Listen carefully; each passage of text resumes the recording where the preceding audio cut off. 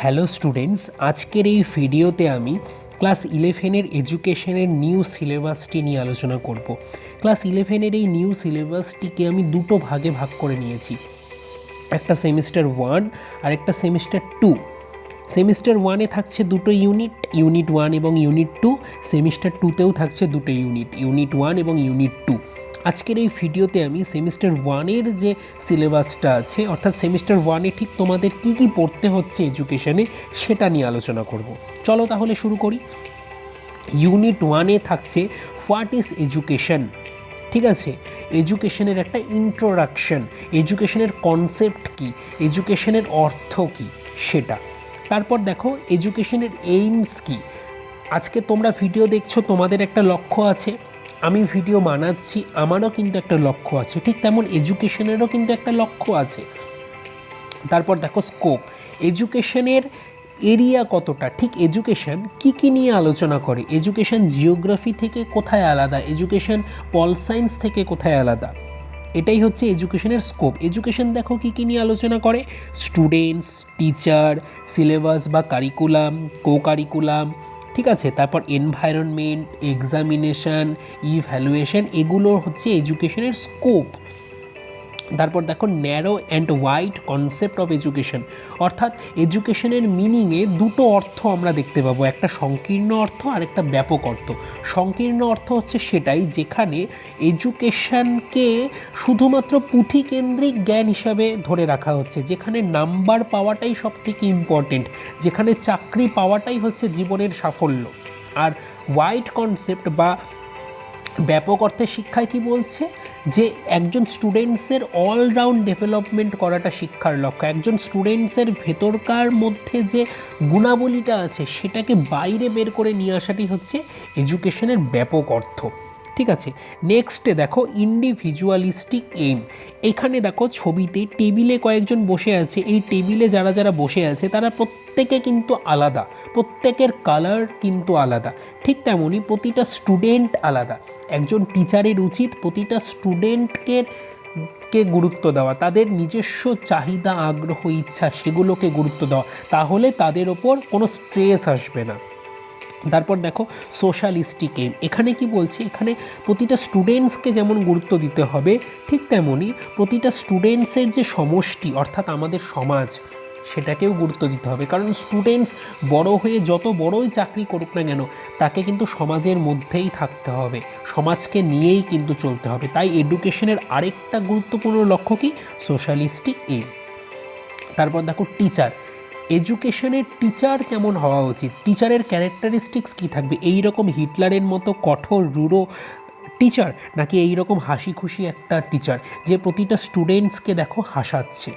তারপর দেখো কারিকুলাম, এডুকেশনের লক্ষ্যকে অ্যাচিভ করার জন্য মাঝপথে কারিকুলাম আমাদেরকে সাহায্য করবে, আমরা কি কি করলে এডুকেশনের ওই লক্ষ্যটা অ্যাচিভ করতে পারি, কোন কোন বিষয়গুলো পড়লে আমরা শিখতে পারবো, ঠিক আছে, সেটাই হচ্ছে কারিকুলাম বা পাঠ্যক্রম। তারই আন্ডারে আসবে সিলেবাস।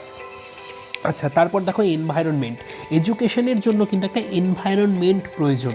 ঠিক আছে, তুমি কিন্তু মাছ বাজারে পড়াশোনা করতে পারবে না, ঠিক আছে।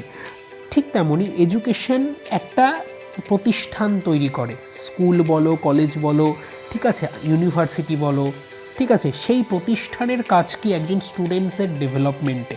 তারপর দেখো forms of education, formal education, informal education, non formal education, ঠিক আছে, এগুলো আমাদেরকে বুঝতে হবে। খুবই সোজা, তোমরা ভয় পেও না, তোমরা এত কঠিনভাবে কিন্তু বিষয়টাকে দেখো না, এগুলো খুবই সোজা। আমি যখন তোমাদের সামনে এগুলো একটার পর একটা আলোচনা করব, তখন দেখবে এগুলো জলের মতো সোজা এবং প্রতিটাই বাস্তব জীবনের সঙ্গে কিন্তু মিলে যায়।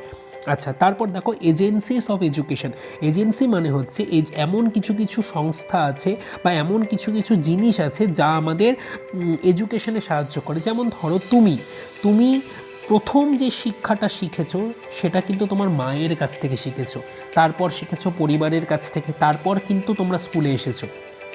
তাই প্রথম শিক্ষক তোমার মা, তারপর তোমার পরিবার, তারপর তোমার স্কুল, ঠিক আছে, তারপর তুমি টিভি থেকে শিখেছো কিছু, তারপর তুমি বন্ধুদের কাছ থেকে শিখেছো, তারপর তুমি নিউজ পেপার থেকে শিখেছো, তারপর তুমি স্মার্টফোন থেকে বর্তমানে শিখছো, ইন্টারনেট থেকে শিখছো।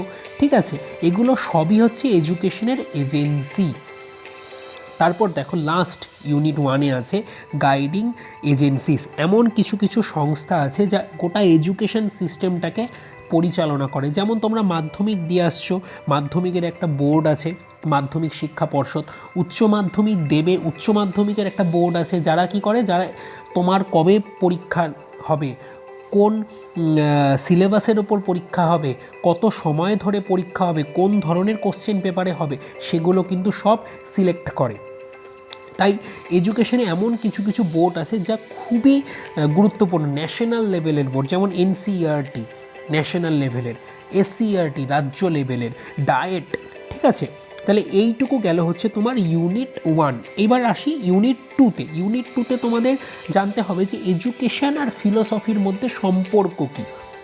ঠিক আছে, দেখো এই ছবিতে দেখতে পাচ্ছ এই যে চারা গাছটা আছে, সে উপরে উঠছে, কিন্তু তার অরিজিনাল শক্তিটা সে কোথার থেকে পাচ্ছে? শিকড় থেকে। শিকড়টা যত মজবুত হবে তত কিন্তু সে দৃঢ় হতে পারবে। ঠিক আছে, তাহলে এই যে শিকড়টা, এটাই হচ্ছে ফিলোসফি।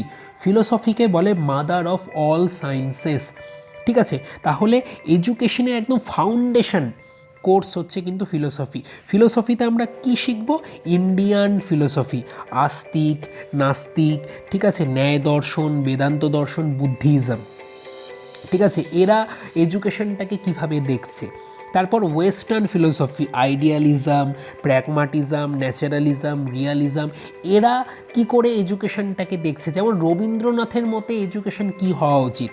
তোমরা সবাই জানো রবীন্দ্রনাথ ছোটোবেলায় স্কুলে যায়নি, সে বাড়িতেই পড়াশোনা করেছে, তাহলে তার মতে এডুকেশন কীরকম হওয়া উচিত, বিবেকানন্দের মতে এডুকেশন কী হওয়া উচিত। ঠিক আছে, এগুলো কিন্তু আমরা জানবো। তারপর দেখো last education and sociology. Education আর সোশিওলজির মধ্যে সম্পর্ক কী? কারণ আমি আগেই বললাম যে মানুষ হচ্ছে সামাজিক জীব, সমাজের কল্যাণ করাই কিন্তু মানুষের লক্ষ্য। সমাজ কি করে এডুকেশনকে প্রভাবিত করছে আর এডুকেশন কি করে সমাজকে প্রভাবিত করছে, এইটা আমরা কিন্তু শিখব এই তোমাদের ক্লাস 11-এর ফার্স্ট সেমিস্টারে। ঠিক আছে, থ্যাংক ইউ ভিডিওটা এতক্ষণ দেখার জন্য।